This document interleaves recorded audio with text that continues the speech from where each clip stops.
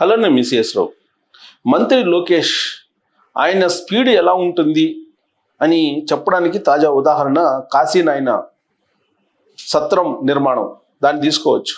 ఎంత పగడ్బందీగా లోకేష్ గారి ప్లానింగు, ఆయన టీం చేసేటువంటి వర్క్ ఉంటుంది అనే దానికి ఉదాహరణలు చెప్పుకోవచ్చు. ఒకటి నా స్వానుభవం చెప్తాను, ఇంకోటి కాశీనాయన సంబంధించిన సత్ర నిర్మాణం. కాశీనాయన సత్రాన్ని టైగర్ ఫారెస్ట్లో ఉందని చెప్పేసి, నిబంధనలకు విరుద్ధం అని చెప్పేసి అటవీ శాఖ అధికారులు కూల్చేశారు. దాని మీద కాశీనాయని సత్రం నిర్వాహకులు లోకేష్ గారిని కాంటాక్ట్ కావడం జరిగింది. ఇమీడియట్గా జరిగినటువంటి తప్పుని గ్రహించి బహిరంగ క్షమాపణ చెప్పి తన సొంత నిధులతోటి కాశీనాయన సత్రాన్ని మళ్ళీ పునర్నిర్మాణం చేస్తానని చెప్పి హామీ ఇచ్చి కరెక్ట్గా 3 డేస్లో ఆ నిర్మాణాలను పూర్తి చేశారు. ఇది ఒక మిరాకిల్. ఆయన టీము అనౌన్స్ చేయగానే మరుసటి రోజు ఉదయాన్నే అక్కడ కాశీనాయని సత్రం దగ్గర ఉంది. కూల్చేసినటువంటి సత్రం దగ్గర ఇమీడియట్గా ఆ సత్రాలని 3 రోజుల్లో నిర్మించారు. దీంతో కాశీనాయన సత్రం నిర్వాహకులు ఆశ్చర్యపోవడంతో పాటు చుట్టుపక్కల ఉండేటువంటి వాళ్ళు కూడా ఆశ్చర్యపోతున్నారు. అంతేకాదు, ఇప్పటి వరకు బస్ ఫెసిలిటీ లేదు అక్కడికి. ఆ బస్ ఫెసిలిటీని కూడా చూపించారు. 3rd డేనే చూపించి దట్ ఈజ్ లోకేష్ ఏదైనా హామీ ఇస్తే ఎంత వేగంగా ఆ పని పూర్తవుతుంది అని చెప్పి చెప్పడానికి ఇది ఒక నిదర్శనం. తర్వాత నేను తొలి రోజుల్లో కలవడం జరిగింది ఎలక్షన్ ముందు లోకేష్ గారిని. ఒకసారి అపాయింట్మెంట్ ఇచ్చిన తర్వాత ఆ టైంకి ఎలా రిసీవ్ చేసుకుంటారని అంటే, నేరుగా ఆ టైంకి వచ్చేసి వాళ్ళ పిఏ తీసుకెళ్ళి కూర్చోబెడతారు. ఎంత టైం ఇస్తే అంత టైం పాటు మాట్లాడి మళ్ళీ వెనక్కి రావచ్చు. అంత పర్ఫెక్ట్గా ఉంటుంది. నాన్సుడి ధోరణి అనేది ఉండదు. ప్రత్యేకించి కాశీనాయని సత్రాలకు సంబంధించి జరిగినటువంటి పొరపాటును ఇమీడియట్గా దాన్ని సెట్ చేశారు. శభాష్ అనిపించుకున్నారు లోకేష్ గారు. అప్పటి వరకు హిందూ వాదులు, లేదంటే సనాతన ధర్మం నమ్మేటువంటి వాళ్ళు, హిందూ మతానికి సంబంధించినటువంటి వాళ్ళు ఈ సత్రాలను కూల్చివేయటం మీద రకరకాలుగా వ్యతిరేకమైనటువంటి ప్రచారం చేశారు. ఇప్పుడు అంతకంటే మించినటువంటి ప్రశంసలు అందుకుంటున్నారు లోకేష్ గారు. ఎందుకు ఈ కాశీనాయనికి సంబంధించినటువంటి సత్రాలను కూల్చివేయాల్సి వచ్చింది? అసలు కాశీనాయని సత్రాల యొక్క ప్రాశస్త్యం, ప్రాముఖ్యత ఏంటి అనేది కనుక మనం విశ్లేషణ చేసుకుంటే 24/7 మీరు ఎప్పుడు వెళ్ళినా ఆ సత్రాల్లో ఉచితంగా ఉండొచ్చు, ఉచితంగా భోజనం పెడతారు. కొన్ని సత్రాలు ఉంటాయి, టైం అయిపోయిన తర్వాత రాత్రి 11-12 తర్వాత వెళ్తే కనుక మీకు టైం అయిపోయింది లేదు అని చెప్తారు. కానీ కాశీనాయన సత్రాలు అలా కాదు, దేశవ్యాప్తంగా ఉన్నాయి. ఆ సత్రాల్లో మీరు ఎప్పుడు పోయినా ఖచ్చితంగా భోజనం పెడతారు లేదనకుండా. ఒకవేళ వండింది లేకపోయినప్పటికీ అప్పటికప్పుడు వండి మీకు పెడతారు. అది కాశీనాయన సత్రాల యొక్క ప్రాముఖ్యత. ఎవరు ఈ కాశీనాయన అంటే అవధూత. ఆయన నేపథ్యం ఏంటి అనేది నేను మీకు చదివి వినిపిస్తాను. ఆల్రెడీ ఇప్పుడు సోషల్ మీడియాలో వైరల్ అవుతున్నాయి ఆ పోస్టులు. సో ఆ పోస్టులు నేను చదివి వినిపిస్తాను. నా సోషల్ మీడియాలో వైరల్ అవుతున్నటువంటి పోస్టుల యొక్క సారాంశం ఇదిగోండి.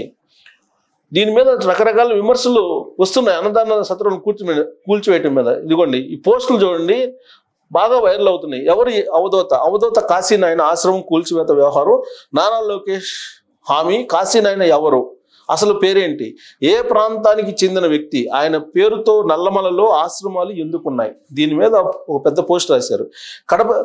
కడప జిల్లా జ్యోతి మండలంలో ఉన్న అవధూత కాశీనాయన ఆశ్రమం కూల్చివేత వ్యవహారం ఆంధ్రప్రదేశ్ రాజకీయాల్లో భారీ చర్చకు తావిచ్చింది. ఏపీలో అధికారంలో ఉన్న తెలుగుదేశం, జనసేన, బీజేపీ సంకీర్ణ కూటమి ప్రభుత్వంపై విమర్శలు వెల్లువెత్తాయి. దానికి ఆల్రెడీ తెరదించేశారు లోకేష్ గారు. ఇక ఎవరు ఈ అవధూత కాశీనాయన ఎవరు? అవధూత కాశీనాయన ఈయన ఆధ్యాత్మిక గురువు. ఆంధ్రప్రదేశ్ రాష్ట్రం శ్రీ పొట్టి శ్రీరాములు నెల్లూరు జిల్లా సీతారాంపురం మండలం బెడుసుపల్లిలో జన్మించారు. ఈయన కాశమ్మ సుబ్బారెడ్డి దంపతులకు 2వ సంతానంగా జన్మించిన ఈయన అసలు పేరు కాశిరెడ్డి. బాల్యంలోనే ఆధ్యాత్మిక విషయాలపై ఆసక్తి పెంచుకున్నారు. అతిరాచ గురవయ్య బోధనలతో ప్రభావితుడై ఎన్నో తీర్థయాత్రలు చేశారు. కాశీ నుంచి కన్యాకుమారి వరకు ఎన్నో క్షేత్రాలు దర్శించారు. గురువు ఆదేశానుసారం పాడుపడిన దేవాలయాలను జీర్ణోద్ధరణ చేయమని చెప్పినటువంటి గురువు ఆదేశాల మేరకు నల్లమల అటవీ ప్రాంతంలో ఉన్న జ్యోతి క్షేత్రంలో నరసింహస్వామి దేవాలయాన్ని 1980వ దశకంలో పూర్తి చేశారు. 1995 జనవరి 15న జన్మించిన ఆయన 1895 జనవరి 15న జన్మించిన ఆయన 1995 డిసెంబర్ 6న పరమపదించారు. కాశీనాయన మరణానంతరం జ్యోతి క్షేత్రం కాశీనాయన క్షేత్రంగా మారింది. ఈ క్షేత్రం నుంచి అహోబిలం నరసింహస్వామి దేవాలయానికి కాలిబాట ఉందని చెప్తారు. కాశీనాయనకు మాయలు మంత్రాలు లేవు. తాను గొప్పవాడిని అని ఎప్పుడూ చెప్పుకోలేదు. మహిమలు ఉన్నాయని చెప్పుకోలేదు. సాధారణంగా ఉండేవాళ్ళు. చేయాలనుకున్న సేవలను చేసేవాళ్ళు. ఆయన ఆశీర్వచనం తీసుకుంటే అంతా మంచి జరుగుతుందని చాలా మంది నమ్మకం. అప్పటి ముఖ్యమంత్రి కోట విజయభాస్కర్ రెడ్డి కాశీనాయన ఆశీర్వచనం తీసుకుంటున్న దృశ్యం అని చెప్పి ఒకటి వైరల్ అవుతుంది సోషల్ మీడియాలో. సో కాశీనాయన ఆరాధనోత్సవాలు ఆళ్లగడ్డకు 50 కిలోమీటర్ల దూరంలో ఉన్న ఈ క్షేత్రంలో ఏటా దత్త జయంతి సమయంలో ఆరాధనోత్సవాలు నిర్వహిస్తారు. ఇక్కడ నిత్యం వేలాది మందికి అన్నదానం జరుగుతుంది. పాడుబడిన ఆలయాలను జీర్ణోద్ధరణ చేసి అక్కడ నిత్యం అన్నదానం జరిగేలా కాశీనాయన అప్పట్లోనే ఏర్పాట్లు చేశారని స్థానికులు చెప్తారు. తెలుగు రాష్ట్రాల్లో ఎక్కడెక్కడ ఉన్నాయి ఆశ్రమాలు అంటే కాశీనాయన పేరు మీద తెలుగు రాష్ట్రాల్లో పలు చోట్ల ఆశ్రమాలు ఉన్నాయి. అక్కడ నిత్య అన్నదానాలు నిర్వహించడంతో పాటు గోవులను సంరక్షిస్తుంటారు. ఈయన జీవిత కథ, సమర్థ సద్గురు కాశీనాయన అనురాగ జీవితం, అవధూత కాశీరెడ్డి నాయన సంపూర్ణ చరిత్ర పేరుతో పుస్తకాలను ముద్రితమైంది. టైగర్ జోన్ పరిధి కాశీనాయన క్షేత్రం మొత్తం నల్లమల అటవీ ప్రాంతంలో ఉండటంతో ఇదంతా టైగర్ జోన్ పరిధిలో ఉంది. ఇక్కడకు నిత్యం భక్తుల రద్దీ ఉండటంతో వారికి ఎలాంటి అపాయం కలగకుండా ఉండాలంటే ఈ సత్రాన్ని ఖాళీ చేయించాలంటున్నారు అటవీ శాఖ అధికారులు. అయితే నిత్యం వేలాది మందికి అన్నదానం చేసే ఈ సత్రాన్ని ఇక్కడ నుంచి తరలించడం సరికాదన్నారు భక్తులు. అయితే భక్తుల రక్షణార్థం ఆశ్రమం ఆలయం చుట్టూ తగిన చర్యలు తీసుకుంటే మంచిది అంటున్నారు. సో నారా లోకేష్ గారు హామీ ఇచ్చారు. కాశీనాయన ఆశ్రమం కూల్చివేత విషయంలో ప్రభుత్వంపై విమర్శలు చేస్తున్న వారికి ధీటుగా బదులిచ్చారు మంత్రి నారా లోకేష్. అటవీ భూములు టైగర్ జోన్ నిబంధనల కారణంగా కడప జిల్లా బద్వేలు నియోజకవర్గం నల్లమలలో ఉన్న కాశీనాయన ఆశ్రమం అన్నదాన సత్రాన్ని అటవీ శాఖ అధికారులు కూల్చివేయడం బాధాకరం అన్నారు. అటవీ నిబంధనలు ఉన్నప్పటికీ భక్తుల మనోభావాలు పరిగణలోకి తీసుకొని అన్నదాన కార్యక్రమాలు జరిగే భవనాలను కూల్చివేయకుండా ఉండాల్సిందని అభిప్రాయపడ్డారు. ఈ కూల్చివేతలకు సంబంధించి ప్రభుత్వం తరఫున తాను క్షమాపణ చెబుతున్నా అన్నారు. అంతేకాదు కూల్చివేతకు పాల్పడినటువంటి అధికారులపై చర్యలు తీసుకోవడంతో పాటు త్వరలోనే తన సొంత నిధులతో అదే చోట అన్నదాన సత్రం తిరిగి నిర్మిస్తామని హామీ ఇచ్చారు. ఆ హామీ ఇచ్చి 3 days అయింది. 3 daysలో మొత్తం ఆ సత్రాన్ని కూడా నిర్మించేసి ఆయన బస్సు కూడా ఏర్పాటు చేశారు. అందుకే నారా లోకేష్ గారు ఇచ్చినటువంటి మాట ఎంత వేగంగా అమలవుతుంది అనడానికి ఇదొక ఉదాహరణ. సో కాశీనాయన క్షేత్రానికి అప్పట్లో కోట్ల విజయభాస్కర్ రెడ్డి గారు వెళ్ళారు. ఆయన ఆశీర్వచనం కూడా తీసుకున్నారు. ఇది ఫోటో కూడా ఇక్కడ చూడండి. ఈ ఫోటో కూడా వైరల్ అవుతుంది. కోట్ల విజయభాస్కర్ రెడ్డి అంటే అప్పట్లోనే ఫేమస్ అనమాట. కాశీనాయన నిస్వార్థమైనటువంటి సేవ చేస్తారు కాబట్టి ఆయనకి ఇది. సో దీని మీద రకరకాల కథనాలు ఉన్నాయి. చూడు, అన్నదాన సత్రాలు కూల్చడం ఏ సనాతన ధర్మం, అభినవ సనాతని ఏలుబడిలో సాగుతున్న అధర్మం అంటే పవన్ కళ్యాణ్ గారిని టార్గెట్ చేస్తూ చాలా పోస్టులు పెట్టారు. దానికి సంబంధించి ఇది కూల్చివేతలకు సంబంధించినటువంటి ఫోటోలన్నింటిని పెట్టి సనాతన ధర్మం కోసం పోరాడుతున్నావు కదా, మరి ఏం చేస్తున్నావు అని చెప్పి పవన్ కళ్యాణ్ గారిని విమర్శిస్తూ కొన్ని పోస్టులు కూడా వచ్చాయి. కారణం ఏంటంటే అటవీ శాఖ మంత్రి కూడా ఆయన. మరి అటవీ శాఖ అధికారులు కూల్చేశారు. అందుకే ఆయన్ని టార్గెట్ చేస్తూ కొంతమంది ఈ పోస్టులు పెట్టారు. సో కాశీనాయన జ్యోతి క్షేత్రంగా ప్రసిద్ధి చెందిన ఈ ప్రాంతం నల్లమలలో ఉంది. కడప జిల్లా బద్వేలు నియోజకవర్గం కాశీనాయన మండలం పరిధిలో ఈ క్షేత్రం నెలకొల్పబడి ఉంది. ఒక మండలం పేరే కాశీనాయని మండలంగా ప్రసిద్ధి చెందిందంటే ఈ ప్రాంతానికి ఉన్న ప్రాధాన్యత ఏమిటో అర్థమవుతుంది. అవధూత కాశీనాయన 1995లో ఇక్కడ సమాధి కావించబడ్డారు. ఆయన జీవించి ఉన్న రోజుల్లోనే ఈ ప్రాంతంలో ఆశ్రమాన్ని ఏర్పాటు చేసి ప్రజలకు ఉచితంగా అన్నదానం చేసేవాళ్ళు. అన్ని దానాల్లోకెల్లా అన్నదానమే ప్రాశస్త్యమైందని, దీన్ని అందరూ పాటించాలని ఉపదేశాలు ఇచ్చేవాళ్ళు కాశీనాయన. కాశీ అన్నపూర్ణేశ్వరి ఆలయాన్ని ఈ ప్రాంతంలో నిర్మించి ఆకలితో జీవులు ఉండకూడదన్న సంకల్పంతో కడుపు నిండా అన్నం పెట్టడమే తన లక్ష్యంగా ఆయన ఈ ఆశ్రమాన్ని నడిపారు. గత 45 ఏళ్లుగా ఈ అన్నదాన సత్రం లక్షల మంది ఆకలిని తీర్చింది. రోజు రోజుకు వృద్ధి చెందుతూ వేల నుంచి లక్షల సంఖ్యలోకి చేరింది. కాశీనాయని జ్యోతి క్షేత్రంలో 9 ఆలయాలు నిర్మాణమై ఉన్నాయి. కాశీ అన్నపూర్ణాదేవి ఆలయాన్ని కాశీనాయన ప్రతిష్ఠ చేయగా అనంతరం కాలంలో కాశీ విశాలాక్షి, కాశీ రాజేశ్వరి, కాశీ విశ్వనాథ స్వామి, కాశీ అన్నపూర్ణమ్మ, దత్తాత్రేయ, లక్ష్మీ నరసింహస్వామి, రాముల వారు, ఆంజనేయ స్వామి వారి ఆలయాలను భక్తులు నిర్మించారు. ఆ ప్రాంతంలో నిర్మించారు. ఇవన్నీ కూడా కాశీనాయన వారికి గోవులంటే అమితమైనటువంటి ప్రేమ. ఆయన జీవించిన కాలంలో ఎంతో ప్రేమగా పెంచుకున్న గోమాత మరణిస్తే ఇక్కడ ప్రజలు ఆ గోవుకు సమాధిని నిర్మాణం చేసి గోమాతను దేవునిగా కొలుస్తున్నారు.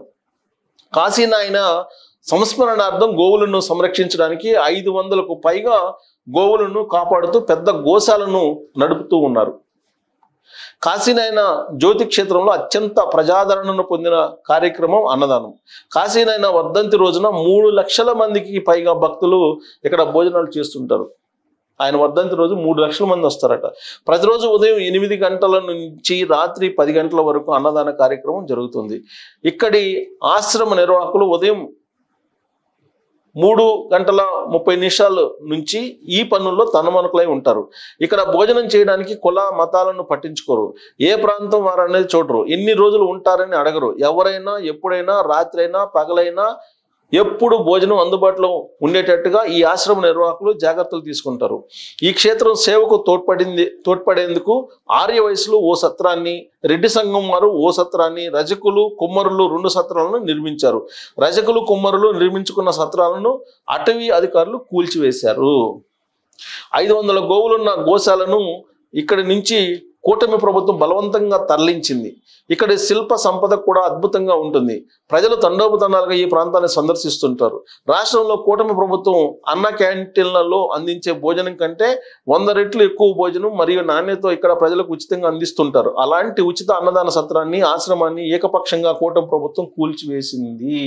అందుకే దాని యొక్క విలువను తెలుసుకునే లోకేష్ గారు క్షమాపణ చెప్పి మళ్ళీ దాన్ని పునర్నిర్మాణం చేశారు. సనాతన ధర్మాన్ని దన్ను తానేనని పదే చెప్పుకునే పవన్ కళ్యాణ్ నేతృత్వంలోని అటవీ విభాగం వారు ఈ ఆశ్రమంపై దాడికి పాల్పడి బుల్డోజర్లతో కూల్చివేయడం పట్ల ప్రజలు తీవ్ర ఆగ్రహంతో ఉన్నారు. ఇది 3 రోజుల క్రితం నుంచి తిరుగుతున్నటువంటి ఒక పోస్ట్ ఇది. కాశీనాయన క్షేత్రాన్ని తాము ఎంతో పవిత్రంగా భావించి అభివృద్ధి పరుచుకున్నామని, కూటమి ప్రభుత్వం కూలగొట్టని తమ మనోభావాలపై దాడిగా ఈ ప్రాంత ప్రజలు భావిస్తున్నారు. దీంతో అన్ని రాజకీయ పక్షాలు, వివిధ ధార్మిక సంఘాలు ఈ సమస్యపై గళమెత్తాయి.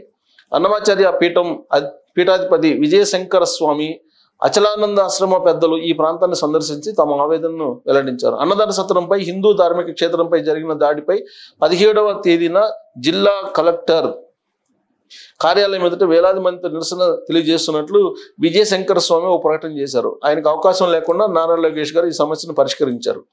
సో 17వ తారీఖున అంటే ఇవాళ ఏమీ లేదు. కారణం ఏంటంటే లోకేష్ గారు ఆల్రెడీ 3 రోజుల్లో దాన్ని మొత్తం నిర్మించి మళ్ళా యథాతథంగా అక్కడ అన్నదానం కంటిన్యూ అయ్యేలాగా బస్సును కూడా ఏర్పాటు చేశారు. సో మంత్రి లోకేష్ జరిగిన ఘటనకు క్షమాపణ చెప్తున్నానని, తన సొంత నిధులతో కూలిన నిర్మాణాలను తిరిగి నిర్మిస్తానని, జరిగిన పొరపాటును చిందిస్తున్నానని నష్ట నివారణ ప్రకటన చేశారు.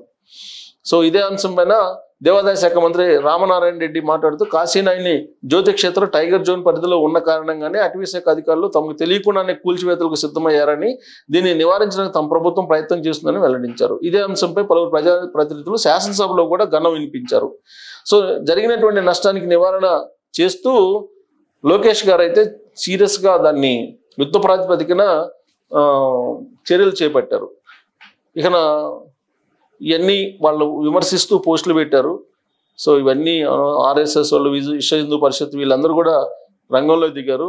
సో దీంతో జరిగిన నష్టాన్ని, సెంటిమెంట్ని, వీటన్నిటిని పరిగణలోకి తీసుకొని ఇమీడియట్గా నిర్మించారు. ఆ లోపలనే ఎన్ని ఆరోపణలు వచ్చినాయి అంటే ప్రభుత్వం మీద, అరణ్యాలను ఆదానీలకు కట్టబెట్టేందుకు ఈ ప్రయత్నం చేశారనేది ఈ పోస్టులో ఉన్నటువంటి ఒక అంశం. గిరిపుత్రులను అటవీ ప్రాంతాల నుంచి తరిమేసి భూగర్భ ఖనిజాలపై తాపత్రయపడుతున్న నేపథ్యంలో కాశీనాయని క్షేత్రంలో జరుగుతున్న కూల్చివేతల వెనుక టైగర్ జోన్ల సమస్య కంటే కార్పొరేట్ కంపెనీలకు కట్టబెట్టేందుకు జరుగుతున్న కుట్రగా పలువురు భావిస్తున్నారు. హిందుత్వ కార్పొరేట్ బంధం ఇలాంటి సమయంలో మరింత స్పష్టంగా అవగతం అవుతుంది. సో రకరకాలుగా ఎవరు కందారపు మురళి తిరుపతి నుంచి రాశారనమాట.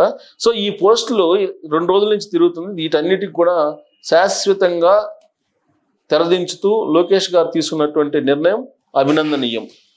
నిజంగా ఒక మిరాకిల్. 3 డేస్లో మొత్తం ఆ భవనాలు నిర్మించడం, బస్సు వేయటం, ఇవన్నీ కూడా అంటే లోకేష్ తలుచుకుంటే క్షణాల్లో ఏదైనా అయిపోతుంది అనే దానికి ఇదొక నిదర్శనం. ప్లస్ ఆయన చెప్తే ఆ చెప్పిన మాట మీద నిలబడతారు, చెప్పిన మాట నెరవేరుస్తారు అనడానికి ఇదొక ఉదాహరణగా ఇప్పుడు తెలుగుదేశం పార్టీ కార్యకర్తలు చెప్పుకుంటూ ఉన్నారు.